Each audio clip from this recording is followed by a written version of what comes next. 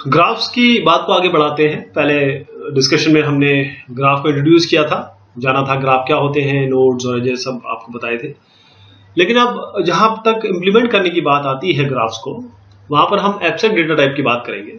ADT की जरूरत है क्योंकि हम चाहते हैं कि जितने भी हमारे डेटा है, इसमें जो डेटा आएगा उस पर फंक्शंस जो काम करें वो साथ हो, तो उसे हम एब्स्ट्रैक्ट डेटा टाइप कहते हैं। दोनों ही केसेस में अगर हम चाहते हैं कि स्टोर करें नोड को और एजेस को, तो दोनों ही केसेस में हम डेटा इनके साथ एसोसिएट करेंगे, नोड और एजेस को। जैसे नोड्स के साथ क्या डेटा हो सकता है, नेट के साथ डेटा हो सकता है, कोई इंफॉर्मेशन एक यूजर की किसी सोशल नेटवर्क में, या कंप्यूटर की किसी नेटवर्क में, इंटरसेक्शन किसी रोड मैप पे। और एजेस क्या हो सकते हैं, कोई लेंथ हो सकता है, या डायरेक्शन हो सकती है रोड की, या कॉस्ट हो सकती है एयरलाइन फ्लाइट की। तो इस तरीके की चीज हमको जरूरत पड़ेगी जब तक हम एब्स्ट्रैक्ट डेटा टाइप के इंटरप्रिटेशन के बारे में सोचेंगे। तो एब्स्ट्रैक्ट डेटा टाइप में जो चीजें जरूरी है, जो फंक्शन आप चाहते हैं कि होने ही चाहिए, वो मैंडेटरी या कोर फंक्शंस हो सकते हैं। एडिंग डिलीटिंग नोड्स का, एडिंग डिलीटिंग एजेस का, टेस्ट करना कि क्या स्पेसिफिक एज है यू और वी के बीच में। यू अगर एक नोड है और वी दूसरा नोड है तो इनके बीच में क्या स्पेसिफिक एज है। ये भी देखना है कि यू के लिए, ये जो यू है, जितनी भी एजेस इसमें आ रही हैं और जितनी भी जा रही हैं उन सब का एडजेसेंट नोड आसपास के, उन सब की भी इंफॉर्मेशन रखनी है। तो ये जो लास्ट वाला है ये तो आपका, बल्कि ये दो, ये स्पेसिफिकली है पाथ फाइंड करने के लिए। अच्छा, इसका किस तरीके से हम इम्प्लीमेंटेशन कर सकते हैं, इटरेटर्स के थ्रू, यानी कि फंक्शन रिटर्न करेगा कि कितने आउटपुट एजेस हैं, आउटगोइंग एजेस हैं।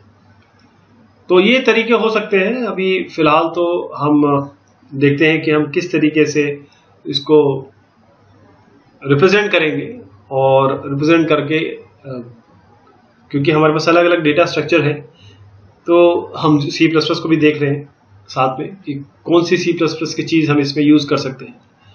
तो अगर बड़े तौर पे बात करें तो अगर हम ग्राफ को इंटरनली स्टोर करना चाहते हैं, ग्राफ को अगर हम इंटरनली स्टोर करना चाहते हैं तो आप दो तरीके से कर सकते हैं। पहले तो ये देखिए कि आपके पास एरे है, लिंक लिस्ट है, आपके पास लिस्ट है, सेट है, दोनों ही, ये चारों ही चीज़ें आप ले सकते हैं दोनों के लिए, यानी कि एडजेसेंसी लिस्ट के लिए भी और एडजेसेंसी मैट्रिक्स के लिए भी। एडजेसेंसी लिस्ट क्या होता है, for each node it stores a list of all nodes all other nodes if it is adjacent to. हर नोड के लिए जो लिस्ट होगी वो हर नोड ये अपने पास रखेगा कि उसके पास एडजेसेंट नोड कितने हैं। तो ये एडीडी सेट हो सकता है, लिस्ट हो सकता है, और बल्कि डायनेमिकली ग्रोइंग एरे हो सकते हैं।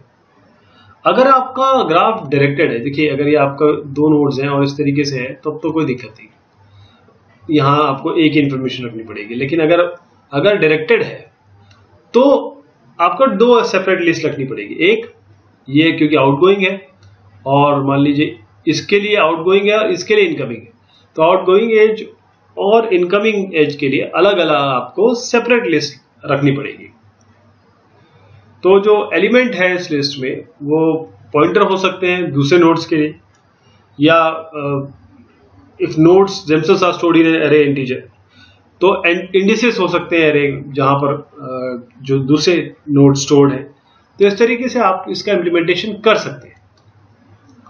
दूसरा है एडजेसेंसी मैट्रिक्स। ये आप एक तरीके से एक मैट्रिक्स मानिए, रो और कॉलम है इसमें, और इसका नाम मान लीजिए ए है, n बाय n का मैट्रिक्स है। कोई भी पोजीशन, कोई भी, जैसे मान लीजिए ये a u v है, तो ये u और v, इसके और इसके बीच में आपको स्टोर करेगा whether there is a edge from u और v, यानी यहां से यहां तक क्या एज है कि नहीं। ये कोई बुलियन वैल्यू हो सकती है, कोई इंटीजर वैल्यू हो सकती है, कोई कॉस्ट हो सकता है। और अगर a u किया मतलब अपने ही से ही अपने, यानी कि अगर मैं इधर से दिखाऊं तो अपने में ही पाथ है कि नहीं, अपने से ही अपने में पाथ है कि नहीं, वो रिप्रेजेंट करेगा ये। और इन सब चीज़ों में आपके पास जब ये दोनों चीज़ें आप इम्प्लीमेंट करेंगे तो आपको ये देखना होगा कि कौन सा एक्सपेंसिव है, कौन सा नॉन एक्सपेंसिव है, क्योंकि हमारा असली मुद्दा तो यही है, कॉम्प्लेक्सिटी रिड्यूस करने का, समय और जगह दोनों की।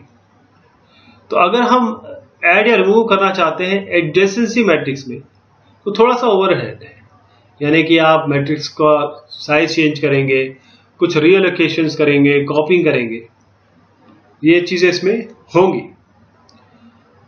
बट अगर बड़े तौर पे देखा जाए तो ये जो चेंजेस हैं ये बहुत कम होते हैं। ये जो नोड के चेंज, नोड्स अगर एक बार तय हो गए, उनको चेंज करना, ऐड करना थोड़ा सा कम ही होता है। और इस तरीके से अगर हम अपने ही नोड से अपने ही नोड तक, मतलब सेम नोड से सेम नोड के लिए अगर आप एज की बात कर रहे हैं, तो ये एडजेसेंसी मैट्रिक्स में आप बहुत अच्छे से कर सकते हैं। तो क्योंकि 2 डायमेंशनल एरे होता है तो इसका टाइम आपका ऑर्डर ऑफ 1 है, क्योंकि एरे है, कोई भी जगह आप जा सकते हैं ऑर्डर ऑफ 1 टाइम में। जहां तक एडजेसेंसी लिस्ट की बात आप सोचेंगे, तो हमारे पास ये इंफॉर्मेशन रेडिली अवेलेबल नहीं है, ऑर्डर ऑफ 1 नहीं होगा ये। कोई भी अगर आपको पोजीशन पे जाना है, जानना है कि यहाँ से यहाँ तक है कि नहीं पाथ, इसमें क्या है, क्योंकि आपके पास 2 लिस्ट है। हम चलिए डायरेक्टेड की बात करते हैं, तो आपके पास 2 लिस्ट है, एक आउटगोइंग एज यू से, और उसके बाद आपके पास जो वी है, आउटगोइंग एजेस यहाँ से वहाँ तक। तो आप थीटा आउट डिग्री यू ये तो रहेगा ही रहेगा, क्योंकि इतना तो आपको नंबर लगेगा ही लगेगा, कितनी आउटगोइंग आपकी नंबर है, क्योंकि 2 लिस्ट है ना अलग अलग। इसी तरीके से जो आउटकमिंग और इनकमिंग है यू के लिए, कोई भी एक यू अगर हम मान लें, ये एडजेसेंसी लिस्ट में बहुत बढ़िया है, क्योंकि ये लिस्ट का काम ही यही है, क्योंकि वो एक्सप्लिसिटली यही इंफॉर्मेशन रखते हैं कि किसी भी तरीके से सेट की तरह, सेट को यूज करके, लिस्ट को यूज करके, जो आउट डिग्री और इन डिग्री दोनों को बताती है। और एडजेसेंसी मैट्रिक्स की बात करें तो हमारे पास ये इंफॉर्मेशन स्टोर नहीं है, तो हमको क्या करना पड़ेगा, पूरे रो में और पूरे कॉलम में यू के, मतलब यहां पर अगर हम हैं तो पूरा रो ये, पूरा कॉलम ये और पूरा रो ये, अगर ये यू है तो पूरा इतना सर्च करना पड़ जाएगा आपको। तो उसके लिए ऑर्डर ऑफ या थीटा ऑफ एन टाइम लगेगा।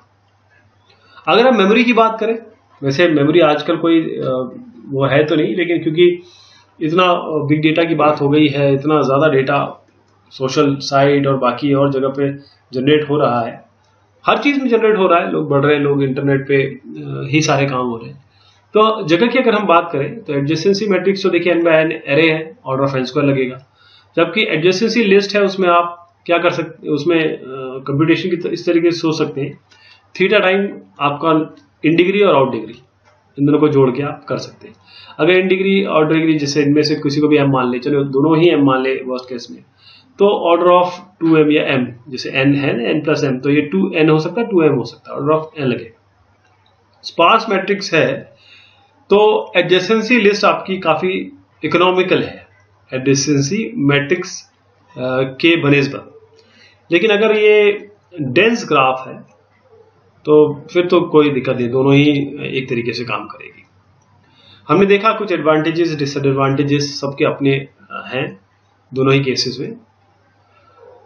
तो यहां तक तो बात हो गई मेमोरी की। अगर आप क्वेरी की बात करें तो एक और इसमें एक नई तकनीक आप ला सकते हैं, जिसमें आप एडजेसेंसी मैट्रिक्स भी रखिए और एडजेसेंसी लिस्ट भी रखिए, दोनों को रख सकते हैं आप। अगर क्वेरी आती है कि अगर u और v के बीच में एज एग्जिस्ट करते हैं कि नहीं करते हैं, तो उसके लिए सबसे बढ़िया मैंने क्या बताया, एडजेसेंसी मैट्रिक्स। और अगर आप चाहते हैं कि मतलब यूजर की क्वेरी आए तो वो अगर u के नेबर्स को जानना चाह रहे हैं कितने हैं, तो एडजेसेंसी लिस्ट यूज कर लीजिए।